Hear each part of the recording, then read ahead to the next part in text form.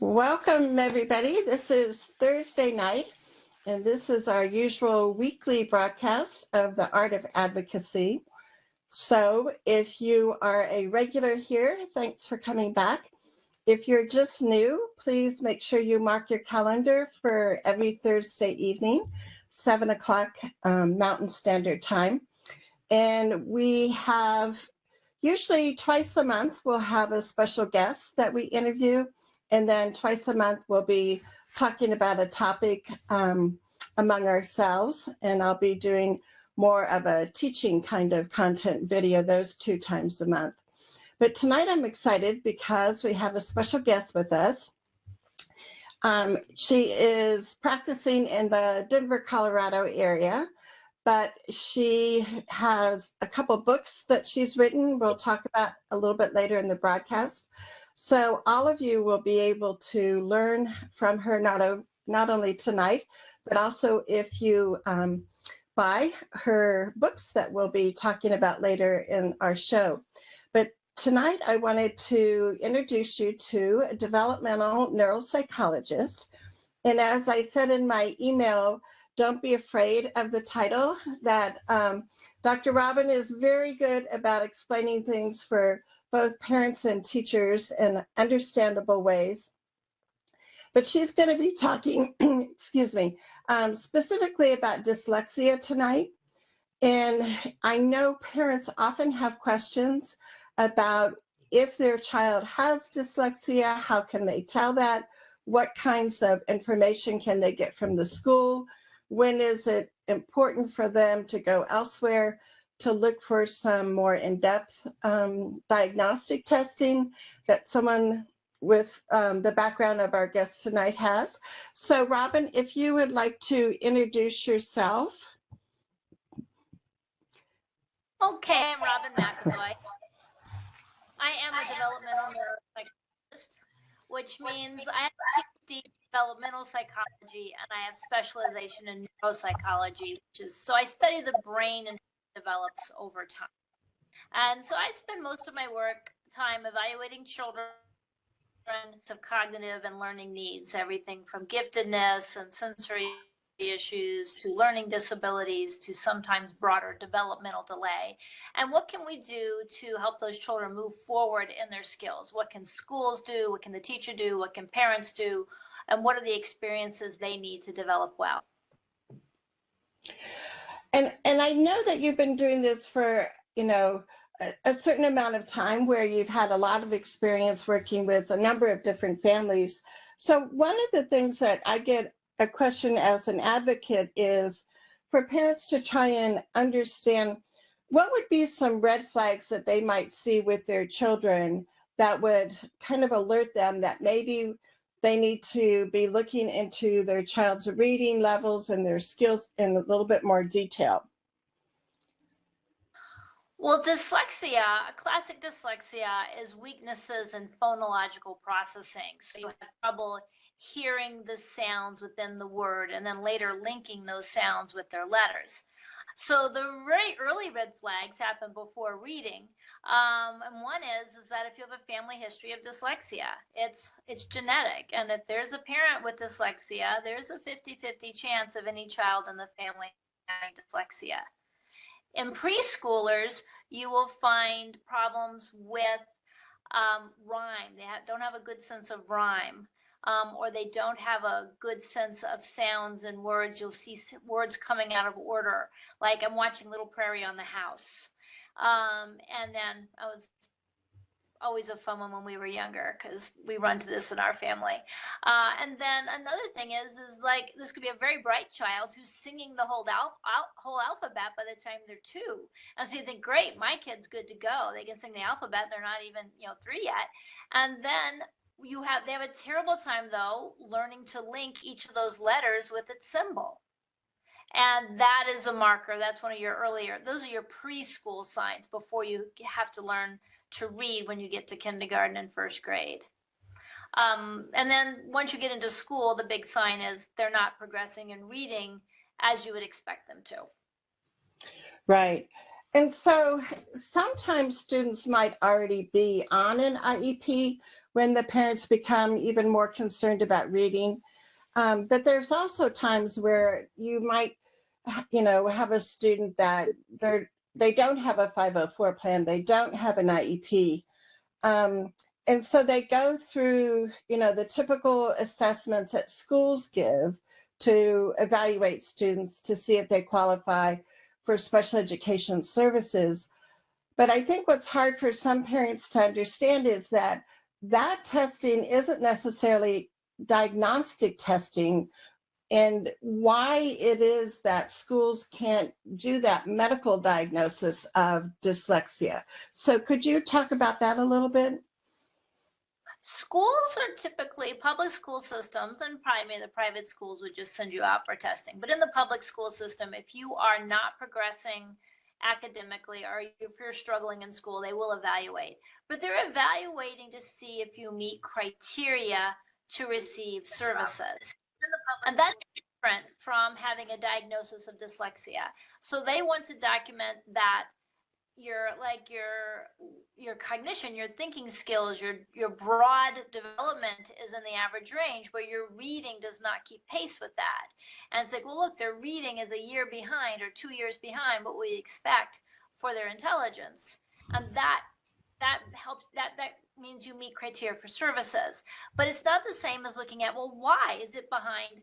Are they having a visual problem when they can't see the letters? Are they having trouble with phonology? They see just fine, but they cannot get the sound symbol relationship. They can't remember that "b" goes with "b" and "d" goes with "d." Are they behind because they've missed a lot of school? They will look at that one, but they really don't look at the reasons behind the reading delay. And that's where you want to make the diagnosis, is what are the reasons that this has occurred. So, sometimes the school psychologist or the special education teacher will be involved in the school's assessments. But outside the school, besides, somebody with your background as far as being a developmental neuropsychologist, would there be any other kinds of doctors that parents can go to get a diagnosis of dyslexia? To make the formal diagnosis, want an assessment of cognitive ability, sometimes called an intelligence test, sometimes called an IQ test, which is giving about 10 to 12 subtests that measured verbal skills or spatial skills or something called working memory. And you want to assess that child's development in those areas is fairly average to better, though you will find a weakness in some parts of working memory if there's a dyslexic profile. And then you want to compare that to their academic profile. And then you want to dig a little bit deeper for a dyslexia diagnosis into their sense of what they call phonology, which is, can you remember what sounds go with what letters? Can you hear sounds in the words? So you may say pray. Say it again without saying pa. And somebody who can split up the sounds in the words will say, pray without pa, that's ray.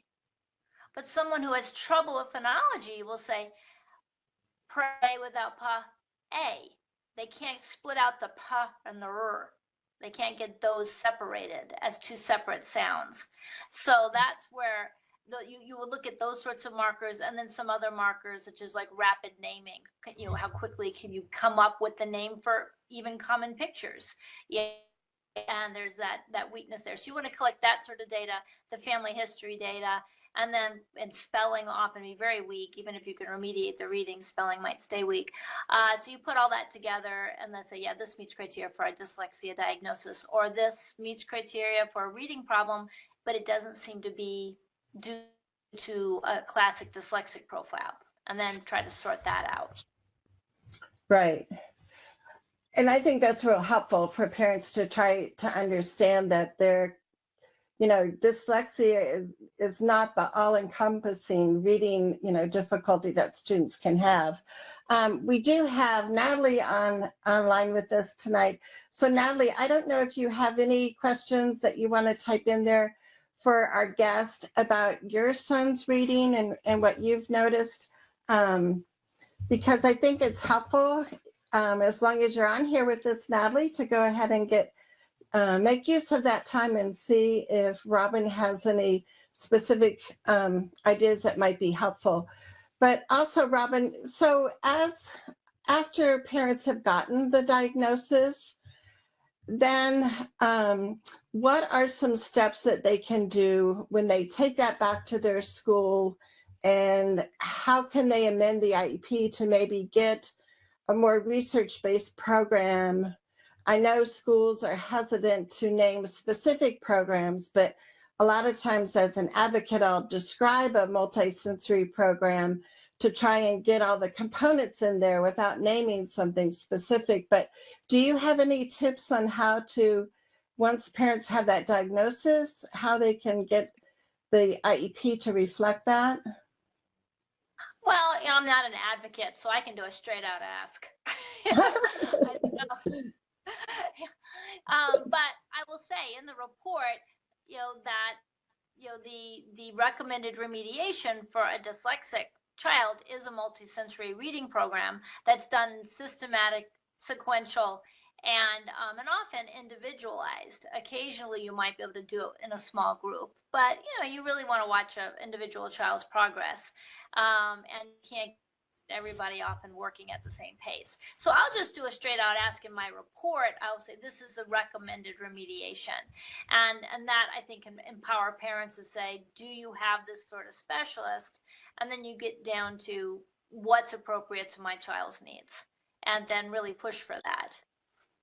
Right, right. Because I think that that is what's going to make that difference. And like you said, most often it's going to need, children are going to need that one-on-one time with a specialist who has that training and that background, because that's where you're going to see the difference. And I don't know if, I think one of the things that makes you so wonderful as a resource, and I know that there's a lot of people that like to recommend you to work with families, is because you don't just give a report with scores, but that you actually analyze that, spend time reflecting on that, and come up with really wonderful specific recommendations.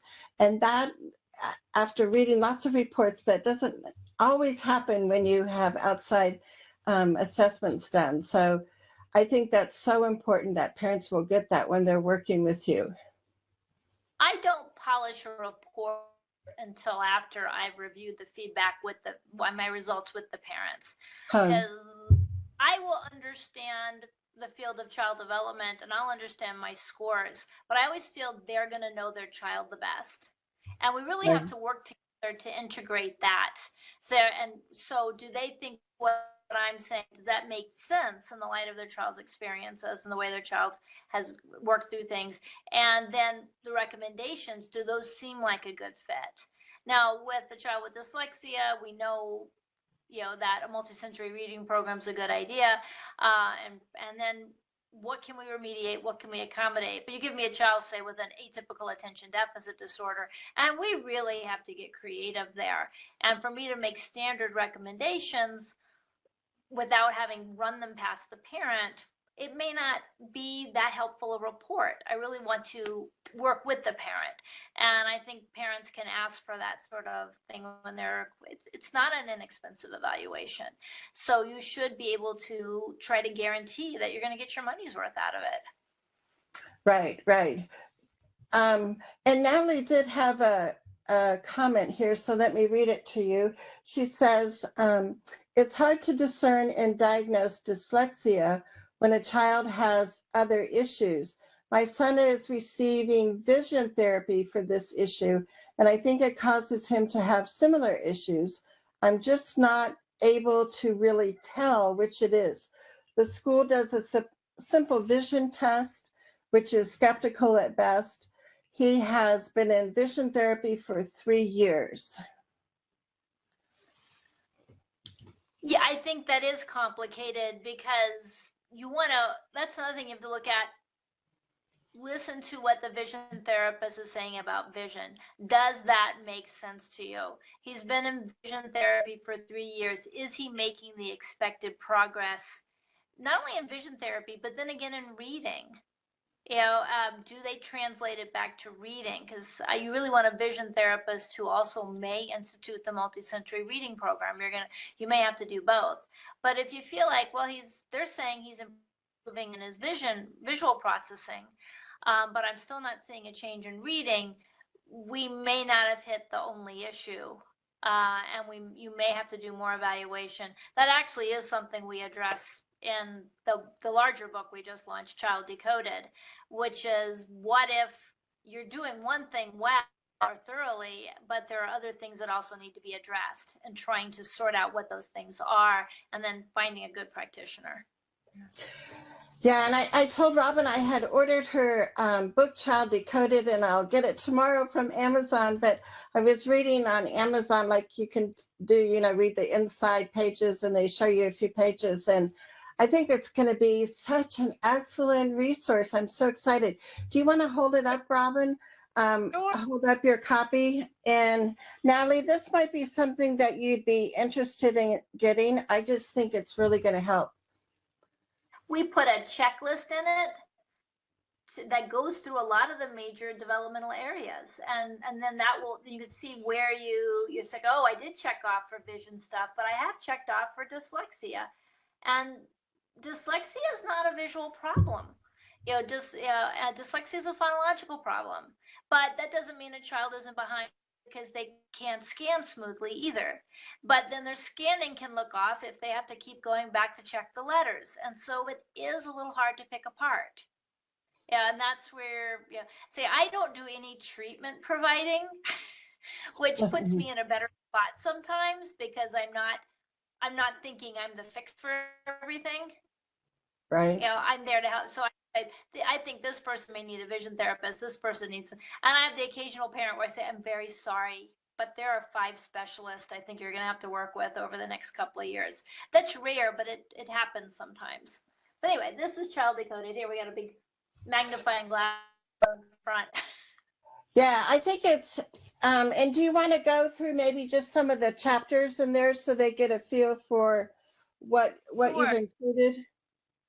Yeah, well, first of all, there's just getting started, which is trying to understand what we do the checklist to help you sort of pick apart what might be the areas of the book that would be most important to you. And then we discuss what is a good evaluation in terms of the broad evaluation that I do. But then I have had children, parents will call in where I can't find anything in what they're describing but a reading weakness. And it's like, you may want to start with a reading specialist. You may not always need to get a broad evaluation from someone like me, but I'm always there in the back if you need me. So once you've gone through the checklist, it will send you through chapters about reading disabilities, about attention deficit disorder, about sensory processing disorder, which is where we put the visual because it's one of the senses, emotional issues, concussion, the major areas which are covered in like the diagnostic manual or in the learning areas. And then what is the standard of care treatment for those disorders? What is established in the research as the best way to approach it? But also, what are the emerging complementary and alternatives? And then it will send you off to different chapters around those things. So you really don't necessarily have to read the whole book, but it will send you through the places that seem most relevant to you according to that checklist, and then the checklist at the start of some other chapters. So if you go through the sensory checklist and you find you're marking a lot of stomach ache sort of stuff or eczema, you may end up going over to nutrition too. Right. And I think that's the thing that is so nice because, it's like that your book gives parents that starting point. And like you said, depending on what you mark on the checklist, it may be more than one area, more than one chapter that would apply to that, specific child. So I think that's the unique part of that book that's going to help not only parents, but I think a lot of educators also are going to benefit from using your book. I hope so. We really tried to make it a very approachable book, a very friendly book. We're getting good feedback, the reviews came back very positive about it, both from families who read it as well as the professional review organizations. We put a lot of stories in. Stories make it very readable, and you think, oh, I recognize that. My child did that. And it's just, it makes it much more approachable. So we're hoping it holds up well. Oh, I'm sure. And speaking of stories, this is one book I did order from you, but do you want to talk about your buddy book? Yeah, a couple of years ago, I was talking with a family, someone I actually knew. I had not evaluated this child, but I knew him through some other channels. And I said, what are you doing about, he's 12 years old. I said, what are you doing about his reading disability?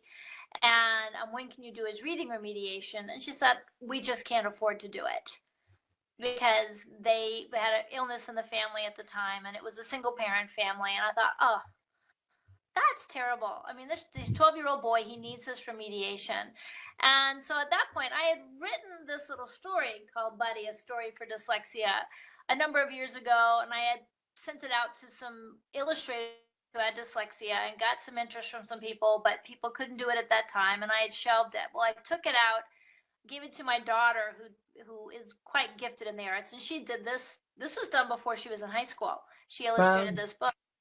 And it's like, let's do this, let's put it out, and let's try to use our profits to fund reading remediation and people who can't afford it.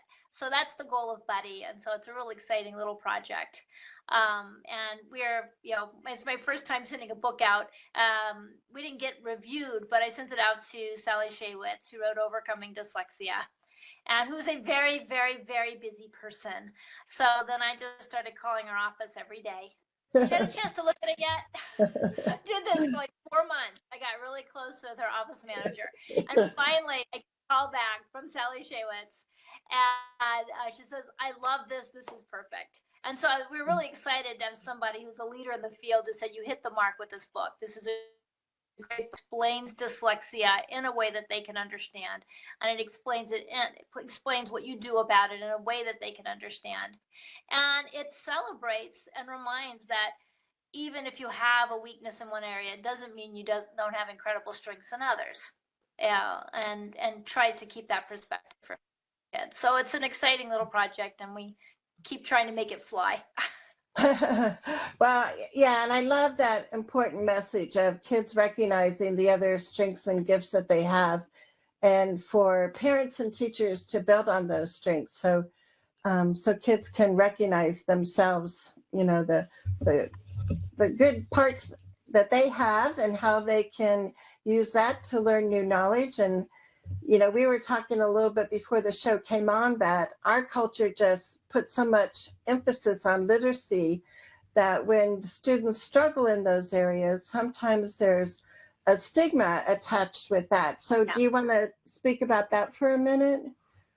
Yeah, whenever I'm doing my meeting with parents about a dyslexia identification, I always remind them the only reason we read to learn is because we invented a printing press 900 years ago.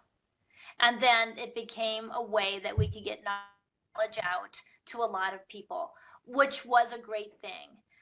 We now have lots of technology and lots of ways to get information out to people that do not require reading. So I think in terms of leveling the playing field, you can learn through videos, you can learn through audio, you can learn through back to learning the way we did before books, which was through experience, and through talking with people, and then we have a lot of ways to get information out. You can dictate your information now and do voice recognition instead of even typing. So we just have a lot that we've got now that we can use instead of reading, but reading has been our primary mode of learning for a long time now because of the printing press. And I must admit, I still remind parents, it's a very handy skill. It's nice to be able to read, but right. There's other ways to get information, and we shouldn't forget to use them. Right. So let me check and see if Natalie or anybody else has a question or comment, because this is a unique opportunity where we've been able to spend time with Robin as a developmental neuropsychologist, and learn from her experiences, and to help make sure that parents and teachers alike have more information about dyslexia and the accommodations that can happen, the specific multisensory reading process that can be used with students. But having somebody like Robin, where she can help you with that diagnosis, and then using things like her recommendations or her book Child Decoded, will make a huge impact on your child being more successful at school. So I appreciate people being here. And then I think most people know that we keep this up on the Facebook page. So invite your friends to come back and watch it as a replay. It will also be over on my YouTube channel, which is Collaborative Special Education Advocacy. But we still have a few more minutes. So if people are still arriving, and if you have a question about reading and how we can help you understand the diagnosis process that may be used, or some specific recommendations, just chime in. But I also wanted to go back to your book, Buddy, for a minute, because I know I bought this on your website. And can you tell us why you recommend people going to your website, how that's going to help your funding? Well, if you order it from the website, more of the money, well, pretty much all the money goes towards our projects. Though I do actually pay my illustrator. That money goes towards her college fund. But if you order through Amazon, a big chunk of the money does go to Amazon. So it works for us a little better if you can go. And our website is learningmoxie.com. Okay. And it's linked to, at this point, I've got way too many websites. Because we have robinmacavoy.com, which will bring you to Learning Moxie. We have learningmoxie.com, which is for the book and for some blogging I do. And then we have childdecoded.com, which is specific to the Child Decoded book. So if you're watching us, go ahead and type in the comments, yes, give me those links, and I'll make sure after the show I come back on and put each of the links up and let you know what that will, where that will take you to, so you can be headed off in the right direction. But Robin, as we kind of wind up here tonight, what other kinds of information do you think would be particularly helpful for parents who are wondering about their child struggling with reading? I think when you touched on it a little bit earlier, dyslexia is a reading disability, but not all reading disabilities are dyslexia. And you do have children who have trouble with visual scanning or convergence. You do have children who had lots of early ear infections, who had fluid in their ears chronically, maybe for the first year and a half or even the first year. That is when you're laying down your wiring to discriminate sounds. Yeah, and so even after your hearing is improved because the fluid's out, you still may have some faulty wiring. They look their profile is somewhat similar to a child who's dyslexic because it runs in their family, but it's still a little bit different. I have kids who are very disorganized kids, so they can't find the reading code.